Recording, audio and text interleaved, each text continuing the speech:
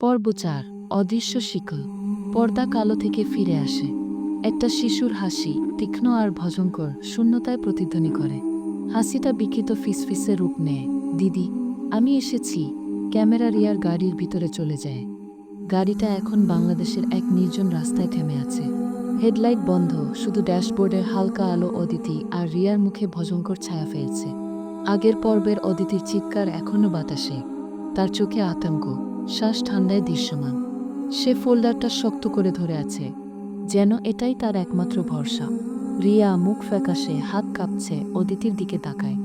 অদিতি, কি কি শুনলি তুই? অদিতির সঙ্গে সঙ্গে জবাব দেয় না, তার চোখ রিয়ার ভিউ মিররে। সে এখনও কাঁধে ঠান্ডা হাতের ছোঁয়া আর শালিনীর ফিসফিস অনুভব করছে। সে ফিসফিস করে, ও এখানে, পিছনে। রিয়ার চোখ বড় হয়, সে পিছনের সিটের দিকে তাকায়, কিন্তু কিছু নেই, অন্তত দেখা যায় না।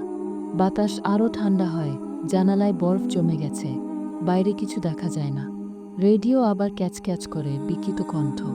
তুমি আমাদের আর ফিরা যাবে না, অদিতি চিৎকার করে। রিয়া আতঙ্কে গাড়ি স্টার্ট করার চেষ্টা করে, হাতে চাবি কাঁপছে। ইঞ্জিন ক্যাচ করে, কিন্তু জ্বলে না। হঠাৎ গাড়িটা জোরে কেঁপে ওঠে, জ্যামে কিছু ভারী জিনিস ধাক্কা দিয়েছে। জানালার কাঁচ ফাটে, মাকড়সার জালের মতো দাগ ছড়ায়, ফিসফিস জোরে হয়। আমারে দেখো। অদিতি আর রিয়া একসাথে কুপতে যায়, শ্বাস ভারী। গাড়ি আবার কাঁপে, ড্যাশবোর্ডের লাইট পাগলের মতো ঝাপসা হয়।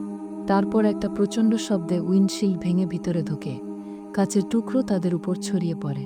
অদিতি মুখ ঢাকে, চিৎকার থামে। ঠান্ডা হাওয়া গাড়িতে ঢোকে, পচা গন্ধ নিয়ে। ফিসফিস থামে, গাড়ি স্থির হয়। অদিতি হাত নামায়, হৃৎপিণ্ড ধুকধুক করছে। জানালার বরফ গলে গেছে, বাইরে দেখা যায়, কিন্তু এটা আগের রাস্তা না। গাড়িটা এখন সেই ভাঙা বাড়ির সামনে, যেখান থেকে অদিতি পালিয়েছিল। জানালায় সেই নীল আলো, দরজা ক্যাচ করে খোলে, যেন তাদের ডাকছে। রিয়া ফিসফিস করে, কি হয়ে গেল? আমরা তো অনেক দূরে ছিলাম। অদিতি জবাব দেয় না, চোখ বাড়ির দিকে। সে জানে এখানে থাকা যাবে না, কিন্তু পালানোও যাবে না। সে গভীর শ্বাস নেয়, গলা কাঁপছে। আমাদের ভিতরে যেতে হবে রিয়া, এইসবের একটা শেষ করতে হবে। রিয়া আতঙ্কিত, তুই পাগল হয়ে গেছিস? ওই বাড়িতে আবার যাবি? ওখানে কি আছে তুই দেখছিস? কিন্তু অদিতির মুখে দৃঢ়তা, ভয়ের জায়গায় উত্তরের প্রয়োজন। আমি জানি, কিন্তু আমি আর ভাগতে পারছি না। শালিনী, ও আমারে কিছু বলতে চায়। আমি বুঝতে চাই, কেন? রিয়া অনিচ্ছায় মাথা নাড়ে। তারা গাড়ি থেকে নামে, পায়ের নিচে মাটি ক্যাচ করে। বাতাস ভারী, নিস্তব্ধতা চেপে ধরছে, শুধু দরজার ক্যাচ শব্দ। অদিতি টর্চ ধরে, আলো কাঁপছে। ফোল্ডারটা তার হাতে, রহস্যের স্মার। বাড়ির ভিতরে বাতাস আরও ভারী, পচা আর ছাতার গন্ধ, দেয়াল যেন অদৃশ্য শক্তিতে কাঁপছে। জানালার নীল আলো লম্বা, বিকৃত ছায়া ফেলছে, যেগুলো নিজে নিজে নড়ছে। অদিতি আর রিয়া সাবধানে এগোয়, পায়ের শব্দ প্রতিধ্বনি করে। দেয়ালে আঁচড়ের দাগ এখনও আছে, কিন্তু নতুন শব্দ, তুমি ফিরত এসেছ। অদিতির টর্চের আলো ঘরে ঘরে সিঁড়িতে পড়ে। দেয়ালে ছবি এখনও আছে, কিন্তু এখন মুখ ঝাপসা না। খবরের কাগজের পরিবার, তাদের মুখে আতঙ্ক। শালিনী, বড় মেয়ে, অদিতির দিকে তাকিয়ে খালি চোখ তার সাথে নড়ছে। রিয়া ফিসফিস করে, অদিতি, এইসব কি? অদিতি জবাব দেয় না, শালিনীর ছবির দিকে তাকিয়ে। সে কাছে যায়, হাত কাঁপছে, ছবি ছুতে যায়।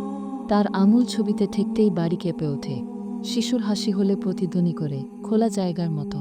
হাসি থামে, ঠান্ডা হাওয়া বয়, টর্চ নিভে যায়। ঘর অন্ধকারে ডুবে যায়। রিয়া অদিতির হাত ধরে, আতঙ্কিত। অদিতি, কি হচ্ছে? আমি কিছু দেখছি না। অদিতি জবাব দেওয়ার আগে সিঁড়ির উপরে একটা নীল আলো, একটা ছোট আকৃতি। শালিনী, তার ছেঁড়া সাদা জামা জ্বলছে, খালি চোখ অদিতির দিকে। শালিনী বলে, দিদি, নিচে এসো, আমারে দেখো।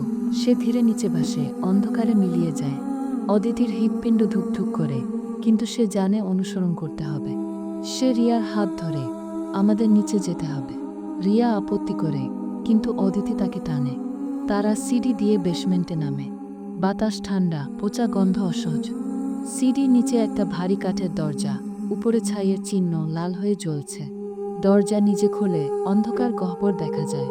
বেসমেন্ট অদ্ভুত, পাথরের দেয়াল, রক্তের দাগ সহ চিহ্ন। মাঝে একটা গোল গর্ত, প্রান্ত খসখসে, যেন নখ দিয়ে খোঁড়া। গর্ত থেকে লাল আলো, একটা গভীর গুঞ্জন, বাতাস কাঁপছে। অদিতির টর্চ জ্বলে, গর্তে আলো পড়ে। নিচে হাড়ের স্তূপ, মানুষের হাড়, ছেঁড়া কাপড়ের সাথে। হাড়ের মাঝে একটা ভাঙা পুতুল, ফাটা মুখ, এক চোখ জ্বলছে। পুতুলের মাথা ঘুরে অদিতির দিকে তাকায়, বিকিত কণ্ঠে বলে, তুমি ফেরত এসেছ, এখন তুই আমাদের। রিয়া হাঁপায়, অদিতি, এইসব কি? আমাদের যেতে হবে। কিন্তু অদিতি নড়তে পারে না, পুতুলের দিকে তাকিয়ে। সে একটা টান অনুভব করে গর্তের কাছে যেতে চায়। গুঞ্জন জোরে হয়, লাল আলো বাড়ে, দেয়ালে ছায়া নড়ে। ছায়াগুলো আকৃতি নেয়, ছবির পরিবার, বাবা মা, 2 মেয়ে, 1 ছেলে। তাদের মুখে যন্ত্রণা, মুখ খোলা, চোখ খালি, অদিতির দিকে তাকিয়ে। শালিনীর কণ্ঠ প্রতিধ্বনি করে, দিদি, তুই আমারে ভুলে গেছ, কিন্তু আমি তোর কাছে আসছি। ছায়াগুলো নড়ে, হাঁটা অস্বাভাবিক, তারা কাছে আসে। অদিতি ট্রান্স থেকে বের হয়, রিয়ার হাত ধরে, দৌড়া রিয়া, দৌড়া। তারা সিঁড়ি দিয়ে ওঠে, ছায়াগুলো পিছনে, ফিসফিস জোরে হয়। বাড়ি কাঁপে, দেয়াল ফাটে, যেন ভেঙে পড়বে। তারা মূল তলায় পৌঁছে, কিন্তু দরজা বন্ধ হয়ে যায়। দেয়ালের চিহ্ন জ্বলে, দ্রুত কাঁপছে। অদিতি দরজায় ধাক্কা দেয়, খোল, খোল প্লিজ। কিন্তু দরজা নড়ে না। ফিসফিস চিৎকারে রূপ নেয়, ছায়াগুলো সিঁড়ি থেকে বের হয়, নখের মতো হাত বাড়ায়। ঠিক তখন একটা জোরের শব্দ, দরজা খুলে যায়। দরজায় এক বয়স্ক মহিলা, মুখে ভয় আর দৃঢ়তা। মহিলা বলে, তোমরা কে? এই বাড়িতে কি করছো? অদিতি আর রিয়া জবাব দেয় না। তারা পালায়, রাতের বাতাসে হোঁচট খায়। মহিলা দরজা বন্ধ করে, ভিতরের চিৎকার থাম। জানালার নীল আলো মিলিয়ে যায়, বাড়ি নিস্তব্ধ। 3 জন বাইরে দাঁড়ায়, শ্বাস ভারী। মহিলা নিজেকে আমেনা খালা বলে পরিচয় দেয়, গ্রামের একজন কবিরাজ। সে কাঁপতে কাঁপতে একটা ঝোলা থেকে ভেষজ বের করে প্রার্থনা পড়ে। এই বাড়ি, এখানে যারা যায় তারা ফেরে না। তার গলা নিচু। কিন্তু তোমরা কেন গেছ? অদিতি ফোল্ডার ধরে সব বলে, বাড়ি, শ্বেতপরি, শালিনী, বেসমেন্টের গর্ত। আমেনা খালার মুখ ফ্যাকাশে হয়। এই পরিবার, আমি তাদের কথা জানি। এই বাড়িতে একটা খারাপ কাণ্ড ঘটেছিল। একটা আত্মা, সেই আত্মা এখনও এখানে। আমেনা খালা ফোল্ডার নিয়ে একটা পুরনো ছবি বের করে। 2 মেয়ে বটগাছের কাছে খেলছে, একজন শালিনী আর একজন অদিতি। অদিতির শ্বাস আটকে যায়, স্মৃতি ফিরে আসে। সে আর শালিনী, হাসি, তারপর চিৎকার। তার মা বাবা তাকে টেনে নিয়ে গিয়েছিল, বলেছিল শালিনী মরে গেছে। কিন্তু এখন সে নিশ্চিত না। আমেনা খালা ফিসফিস করে, তুই শালিনীর বোন, তুই ওখানে ছিলি যখন সব হয়েছিল। অদিতির মাথা ঘুরে, স্মৃতি পরিষ্কার হয়। সে আরও কিছু জিজ্ঞাসা করার আগে মাটি কাঁপতে শুরু করে।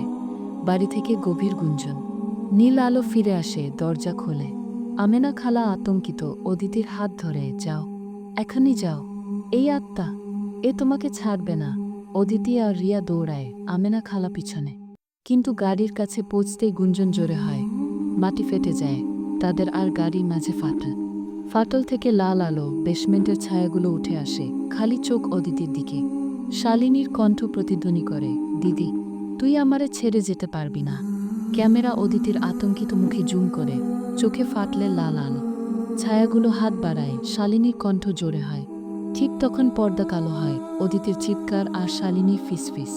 টেক্সট, শালিনীর সাথে কি হয়েছিল? সে কেন অদিতিকে ছাড়ছে না? পরের পর্বে জানতে সাবস্ক্রাইব করুন।